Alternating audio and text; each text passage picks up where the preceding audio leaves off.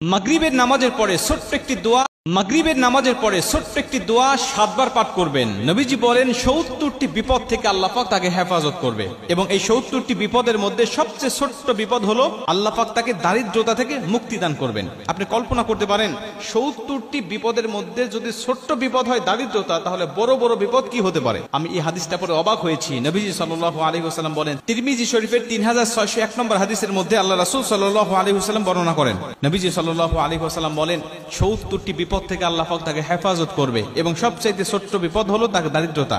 আমরা কিন্তু দারিদ্রতাকেই সবচেয়ে বড় বিপদ মনে করি, অথচ নবীজি বলতেন না, এই 70টি বিপদের মধ্যে যত বিপদ আছে সবচেয়ে ছোট্ট বিপদ হলো দারিদ্রতা। বাদ বাকি 69টি বিপদ কত বড় বড় হতে পারে একটু কল্পনা করেন আপনি। তার মানে আপনি যদি দোয়াটি নিয়মিত পাঠ করেন, আপনার যত বড় অসুস্থতা থাকুক না কেন আল্লাহ পাক আপনাকে পরিপূর্ণ শেফা দান করবে।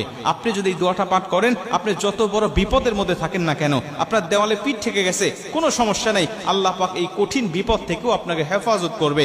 আপনি যত বড় দুশ্চিন্তার ডিপ্রেশনের মধ্যে থাকেন না কেন, এই দোয়াটি যদি আপনি নিয়মিত পাঠ করেন, আল্লাহ কঠিন কঠিন দুশ্চিন্তার ডিপ্রেশন থেকেও আল্লাহ পাক আপনাকে সম্পূর্ণ হেফাজত করবে। হাদিসটি হযরত আবু হুরায়রা রাদিয়াল্লাহু তাআলা আনহু বর্ণনা করেছেন। তিনি বলেন, নবীজি সাল্লাল্লাহু আলাইহি ওয়াসাল্লাম বলেন, তোমরা লা হাওলা ওয়ালা কুওয়াতা ইল্লা বিল্লাহ এটুকু সবচেয়ে বেশি বেশি পাঠ করো। কেন? এটা হলো জান্নাতের রত্ন ভান্ডার। এই লা হাওলা ওয়ালা কুওয়াতা ইল্লা বিল্লাহ এটা হলো জান্নাতের রত্ন ভান্ডার। যদি কোনো ব্যক্তি এই দোয়াটি বেশি বেশি পাঠ করে, তাকে জান্নাতের রত্ন ভান্ডার দান করা হবে। কল্পনা করতে পারেন, জান্নাতের রত্ন ভান্ডারের মালিক যদি আপনি হয়ে যান, তাহলে দুনিয়াতে আপনার কিসের সমস্যা, কিসের দুঃখ, কিসের ব্যথা, কিসের বেদনা, আপনি তো দুনিয়ার জমিনে সবচেয়ে সুখময় শান্তিময় একজন মানুষ।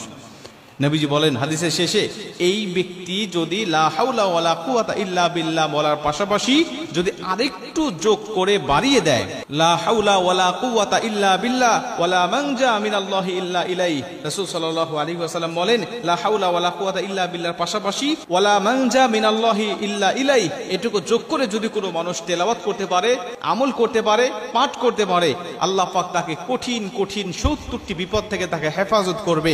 আল্লাহ পাক তাকে বালা মুসিবত থেকে, দুশ্চিন্তা থেকে, রিজিকের অভাব থেকে আমার আল্লাহ পাক তাকে সম্পূর্ণভাবে হেফাজত করবে।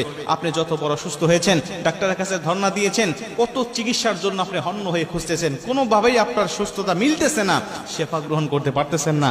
আমি বলি, আপনি ফজরের নামাজের পরে, মাগরিবের নামাজের পরে অথবা 5 ওয়াক্ত নামাজের পরেই যখনই সুযোগ হবে, যখনই মনে হবে, তখনই আপনি এই দোয়াটা পাঠ করতে থাকেন।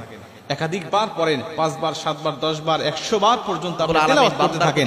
ইনশাআল্লাহ আল্লাহর উপর তাওয়াক্কুল রেখে যদি আপনি এই আমলটা করতে পারেন, আমার আল্লাহ অবশ্যই আপনাকে শেফা দান করবে। আমার আল্লাহ অবশ্যই আপনাকে সমস্ত বালা মুসিবত থেকে হেফাজত করবে। চেহারার দিকে তাকানো যায় না। মেহমান হচ্ছে আল্লাহ পাক আপনাকে রহমত। মেহমান আসলে তাকে আপ্যায়নের ব্যবস্থা করবেন, আপ্যায়ন করার চেষ্টা করবেন, তাহলেই আল্লাহ তাআলা আপনার ঘরের ভিতরে রহমত বরকত নাজিল করবেন। 4 নাম্বার হচ্ছে অসুস্থতার নিয়ামত। অসুস্থতা আল্লাহর পক্ষ থেকে আসে, আল্লাহ বান্দাকে খুশি হয়ে দেন।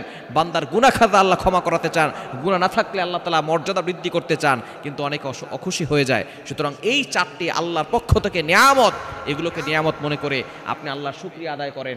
আল্লাহ তাআলার যেটা দিয়ে খুশি হন সেটা আপনি নিয়েও খুশি হন, তাহলে আল্লাহ তাআলা আপনার সম্পদে বরকত দান করবেন, আপনার জীবনে বরকত দান করে দিবেন।